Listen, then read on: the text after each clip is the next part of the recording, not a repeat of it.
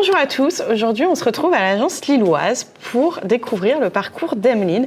Emeline qui est consultante chez Abilsen depuis maintenant 5 ans et qui va nous parler de son expérience, de son parcours et de son histoire. Bonjour Emeline. Bonjour Anaïs. Comment tu vas Emeline ? Ça va. Je suis ravie en tout cas de t'accueillir à l'agence de Lille. Aujourd'hui, on va parler de toi, de ton histoire. Est-ce que tu peux te présenter brièvement ? Moi, c'est Emeline. Je suis consultante qualité chez Abilsen depuis 5 ans. Et il y a 3 ans, j'ai appris que j'avais un cancer du sein. Donc, du coup, j'ai décidé, parce qu'on n'est pas obligé, de le dire à son employeur. Donc, j'ai appelé mon manager et je lui ai dit que j'avais un cancer du sein, que je dois m'arrêter dans la mission que j'étais en train de faire pour pouvoir me soigner. Et comment Abilsen, du coup, t'a accompagnée dans cette épreuve ?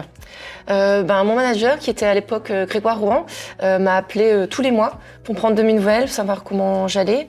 Après, comment j'allais aussi reprendre le travail, parce que après la maladie, on fait les traitements et après, il faut reprendre le travail. Comment, du coup, tu as perçu l'accompagnement de Grégoire pendant cette épreuve ? Comment s'est passée la reprise de ton travail ? Il me semble que tu as changé de mission aussi entre deux. Est-ce que tu peux nous raconter ? Oui, du coup, comme j'ai dû arrêter la mission en cours, j'ai fait un entretien de reprise de travail avec Grégoire, où on a échangé sur les futures missions que je pouvais avoir. Donc je suis partie, je suis dans une autre mission. Et ce qui était bien, c'est que Grégoire m'a écoutée parce que je voulais reprendre le travail, mais pas trop loin de chez moi. Parce qu'après les traitements, c'est quand même assez difficile la reprise de travail. On est beaucoup fatigué et on est encore sous traitement. Donc du coup, ils ont réussi à m'avoir une mission à 10 minutes de chez moi. Donc j'étais très contente.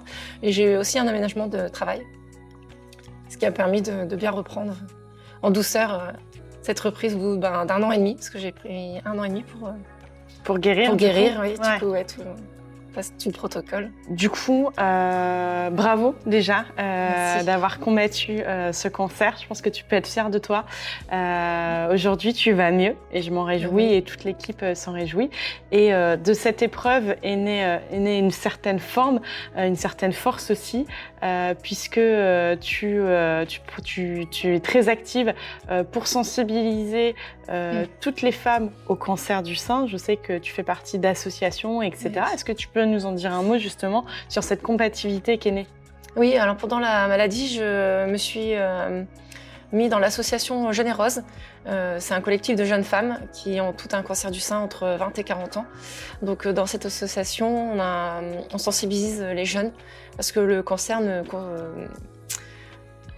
concerne pas seulement les plus de 60 ans, mais 10% de la population, il faut savoir, des femmes ont un cancer du sein entre 20 et 40 ans. Ok. Donc on sensibilise beaucoup là-dessus, en fait, pour dire, oui, ça existe. Et on évite aussi, à travers cette sensibilisation, le retard de diagnostic. Parce qu'encore maintenant, même les professionnels disent, non, vous avez 20 ans, vous n'avez pas de cancer. Si, on peut avoir un cancer aussi à 20 ans. Et c'est aussi pourquoi Octobre Rose a été mis en place par l'État, par le gouvernement, pour sensibiliser, pour montrer que le cancer, malheureusement, il n'est pas seulement dans ce qu'on peut penser chez les femmes âgées d'un certain âge, ça arrive aussi aux plus jeunes. Quels conseils pourrais-tu donner du coup aux femmes de tout âge confondu, justement sur la prévention contre ce cancer ? Moi, je leur dirais de s'auto-palper tous les mois pour connaître bien sa poitrine et le jour où on ressent quelque chose qui est différent par rapport à d'habitude, d'aller tout de suite consulter un professionnel, un gynéco, une sage-femme ou un médecin pour se rassurer. Et aussi, si jamais c'est l'annonce cancer du sein, qu'on l'ait pris rapidement. Parce que s'il y a un retard de diagnostic, le cancer peut être très agressif parce que comme on est jeune, les cellules se développent beaucoup plus vite. Donc si on le détecte tôt, les soins sont moins agressifs et c'est plus facile d'en guérir parce que maintenant 9 femmes sur 10 guérissent d'un cancer du sein. Ok. Donc ça, c'est plutôt réjouissant. C'est réjouissant, oui. Ouais, mais il faut continuer à sensibiliser. Oui. Du coup, tu as parlé de ton association, Générose. Voilà, excuse-moi.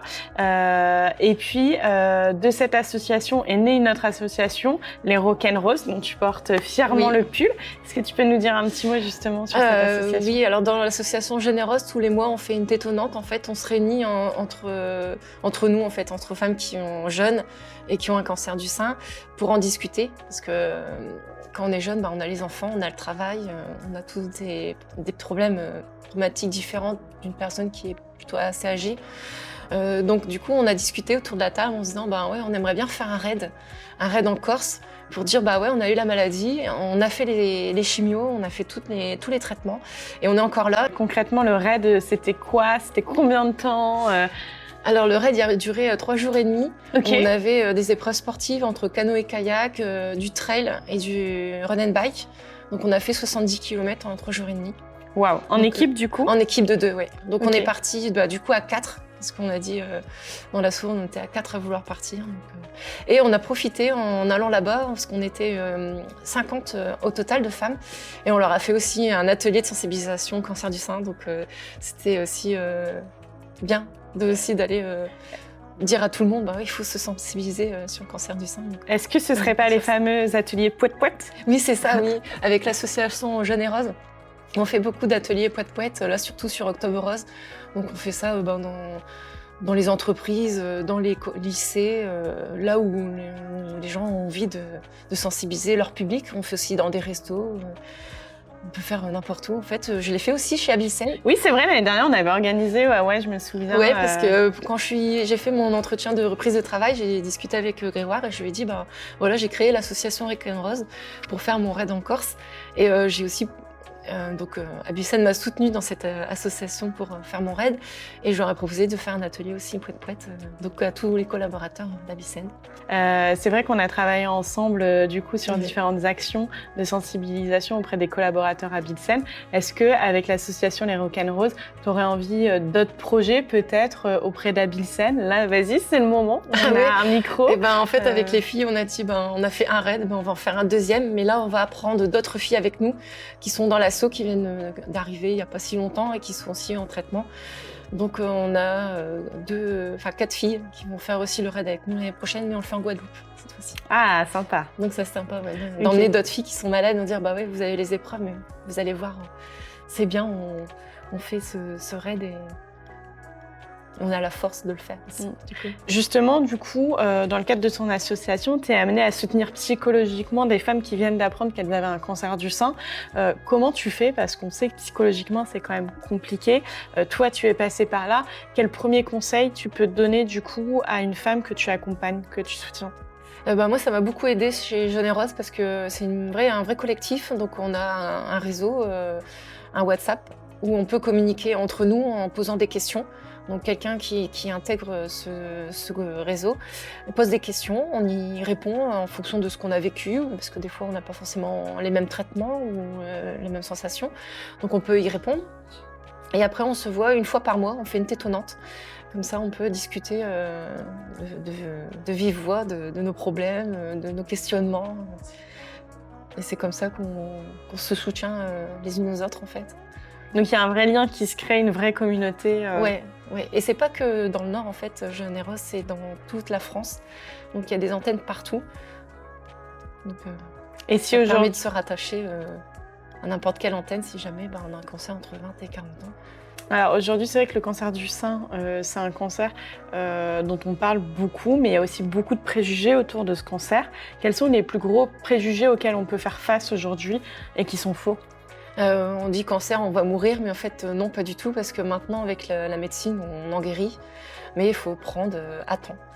Parce que c'est vrai que si on ne prend pas à temps, les traitements sont beaucoup plus lourds et on a moins de chances de survivre du coup. Ouais, et d'où les actions préventives qui sont essentielles. Ouais, voilà, c'est essentiel de faire de la prévention autour de nous, mais pas aussi qu'aux femmes, mais aussi aux professionnels. Leur dire, non, c'est pas parce qu'elle a 20 ans ou 25 ans ou 30 ans qu'elle peut pas en avoir un. On a parlé beaucoup de sensibilisation des femmes, mais je pense qu'il est aussi important de sensibiliser les hommes à cette cause. Comment faire pour justement sensibiliser les hommes à la cause du cancer du sein? Généralement, dans nos ateliers poète-poète, il y a aussi des hommes qui viennent et qui se posent la question. Donc on leur dit, les hommes, 1% de la population peuvent aussi avoir un cancer du sein, donc ils sont aussi concernés. Mais aussi par rapport aux femmes, les hommes sont les miroirs des femmes. Donc on leur explique que ça peut arriver et qu'ils soient vigilants par rapport à leur compagne ou leur femme du coup. Ok, et alors la proportion d'hommes, de femmes qui assistent aux ateliers poète-poète?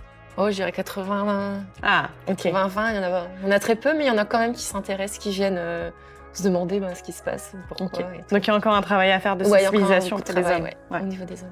Merci pour ta réponse, Emeline. Enfin, si tu avais un conseil à donner à ceux qui endurent cette épreuve aujourd'hui, que leur dirais-tu? Je leur dirais courage, continuez, battez-vous. C'est juste un mauvais moment à passer, mais après, on est beaucoup plus forte après. Et pour terminer, si ceux qui assistent à ce podcast, à cette vidéo, veulent soutenir ton association, les Rock'n'Roses, comment on fait? Vous pouvez aller sur notre page Facebook ou Instagram. Eh bien, super. Merci beaucoup, Emeline. Je te souhaite toute l'énergie du monde, toute la bienveillance de l'équipe d'Abilsen, évidemment, pour mener à bien ton association et tous tes projets autour de ça. Merci beaucoup.